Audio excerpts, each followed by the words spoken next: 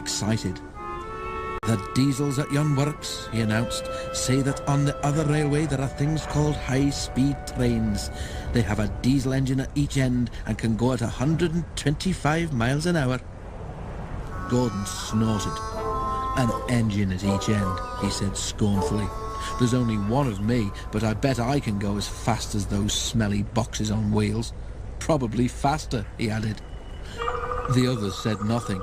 They had heard Gordon's boasting before. Gordon was still bragging the next morning. "Speed's nothing to me," he said. "Why, one of my Doncaster cousins went at 126 miles an hour. I'll show these diesels a thing or two. Just you wait and see." He puffed grandly towards the station. Gordon normally pulled the express, though Henry, James or Bear helped if Gordon was ill or away. Many visitors came to see the Fat Controller's railway. They often used the express, so it was usually full and heavy.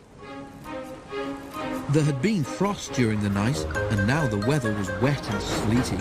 Sleet settled on the rails, making an icy film across their surface.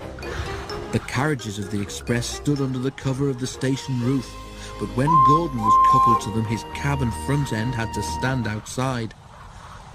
He grew colder and colder as he waited for the guard to blow his whistle and wave his green flag. "Come on," he shivered impatiently. "Let's get started." At last Gordon heard the whistle. "Come on, come on, come on, come on, come on," he shouted as he tried to pull quickly away. But his wheels slipped on the icy rails. The sudden movement made water in his boiler surge forward, and Gordon's driver could not shut off steam. Gordon moved a yard and slithered to a standstill, held back by the heavy train. His wheels spun furiously, but neither Gordon nor his train budged an inch. "Help! Help!" wailed Gordon despairingly, but nobody could. His wheels spun until his rods ached, but he could do nothing to stop them.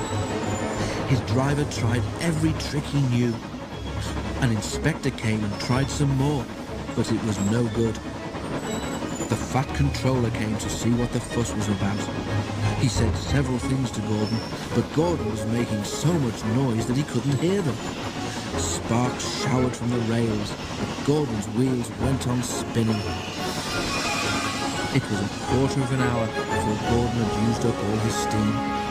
Reduced pressure allowed the driver to close the regulator, and with a deep sigh of relief, Gordon felt his wheels stop turning.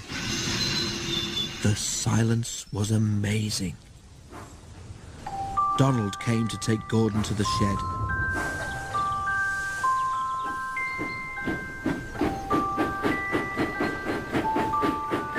And Henry came to pull the express. When the train had gone, workmen had to replace the rails where Gordon had been standing because his spinning wheels had worn deep grooves in them. The shed was empty. Donald tactfully remembered another job and left Gordon on his own. But that night Gordon heard a whisper from close by. "Did you hear?" it hissed. "How Gordon went for a spin today?" There was a quiet chuckle. Gordon seethed in silence. "High-speed engines are all very well," the whisper went on, "but Gordon ought to know by now that he's supposed to move his train too." Gordon snorted disgustedly, and with a gasp, the whisperer subsided into silence.